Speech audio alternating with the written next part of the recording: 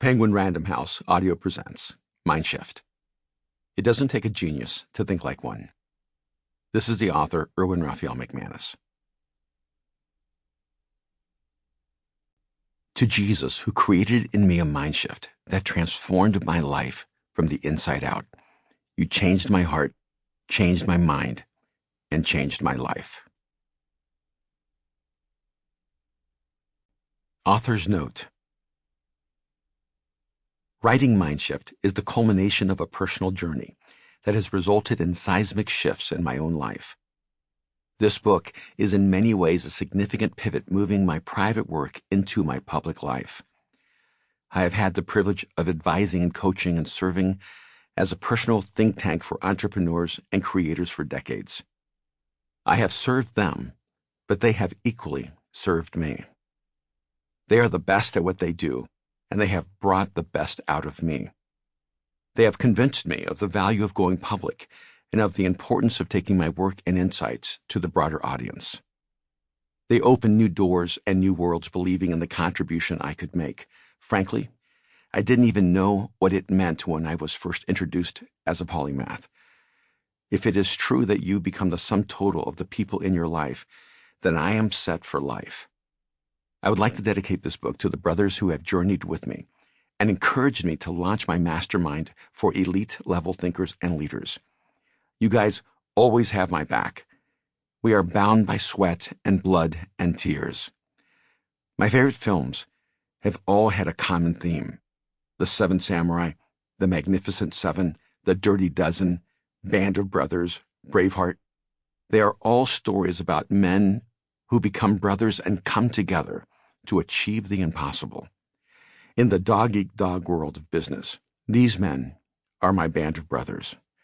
Jon Gordon, Joel Marion, Paulo Lima, Ed Milet, Lewis Howes, Edwin Ariave, Sasha Liavenchko, David Mora, Jacob Koo, Kent Clothier, Kevin Liu, Aaron Bartz, Todd Abrams, Erwin McManus. With you, heart and soul. The intention of this book is to destroy your internal limitations. Erwin Raphael McManus. Mindshift number 0. Change your mind. Some people are simply structured for failure. I will never forget the moment I heard those words as I was driving through downtown Dallas listening to sports radio. Though the host was trying to explain what had happened the day before in the boxing world, the words have haunted me ever since. 8 months earlier, Buster Douglas had erupted onto the boxing scene by knocking out the undefeated world heavyweight champion Mike Tyson. Like Muhammad Ali, Joe Frazier, and George Foreman before him, Tyson was a heavyweight who defined boxing for a generation. For fans of the sport, he represented the most devastating, ferocious, and terrifying fighter who ever walked into the ring. Tyson didn't simply defeat his opponents, he destroyed them. Only 2 years earlier, he had beaten then-champion Michael Spinks by knocking him out in the first round. Tyson's last opponent before Douglas had made it only 91 seconds before a vicious left hook dropped him to the mat. The fight between Douglas and Tyson took place in Tokyo, Japan, with Tyson a 42-1 favorite, not only to defeat Buster Douglas, but to render him unconscious. The outcome of this contest seemed inevitable, except, of course, no one told Buster Douglas that it was impossible for him to win. After 10 rounds of holding his own against the most dangerous man in the world, Douglas did the unthinkable. He knocked Mike Tyson out and walked away with 3 world heavyweight belts. Now, 8 months later, Douglas was defending his title for the first time against Evander Holyfield. He went into that fight overweight and out of shape, weighing in 15 pounds heavier than when he faced Mike Tyson. In the ring, he was slow and sluggish, and he looked nothing like the champion who had defeated Tyson. For 2 rounds, Holyfield completely dominated Douglas. Then, in the third, Douglas threw a telegraphed uppercut that was so out of control he lost his balance.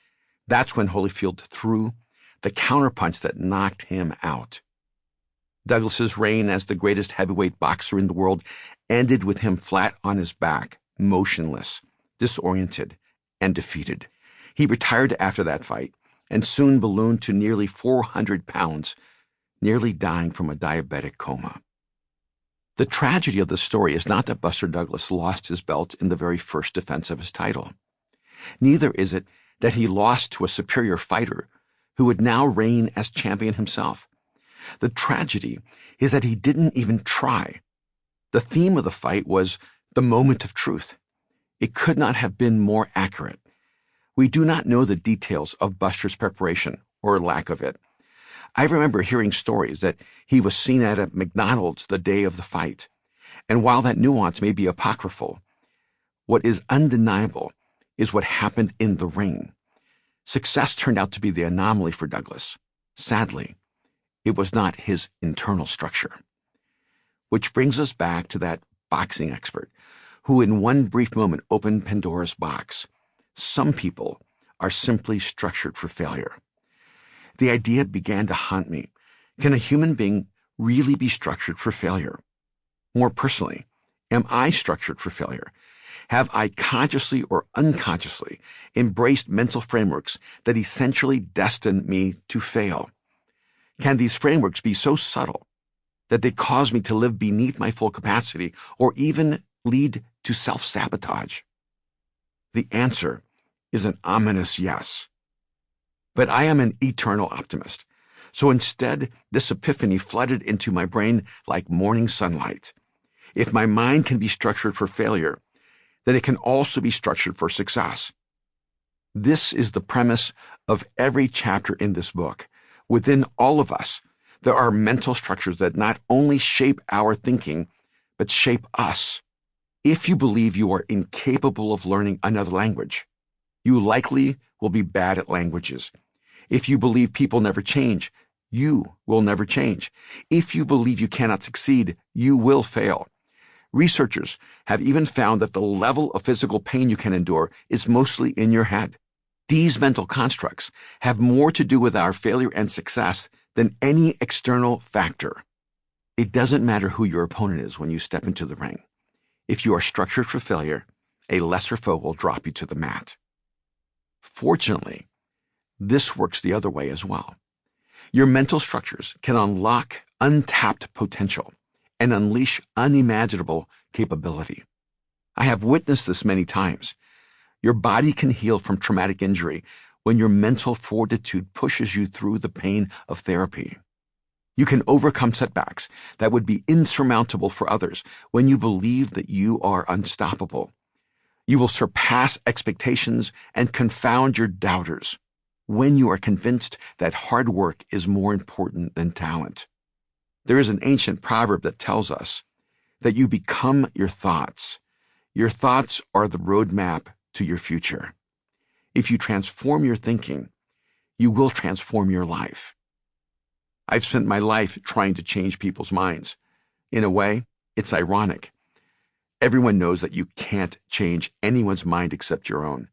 But I've given my life to the mission of helping others become the best version of themselves. I love watching people grow, change, and achieve what they previously thought was impossible. And I've done this in dramatically varied contexts. I spent 4 decades working as a social entrepreneur, community developer, and faith leader. For my first 10 years out of college, I invested in people who faced extreme poverty and lacked formal education, many of whom were in street gangs and violent drug cartels.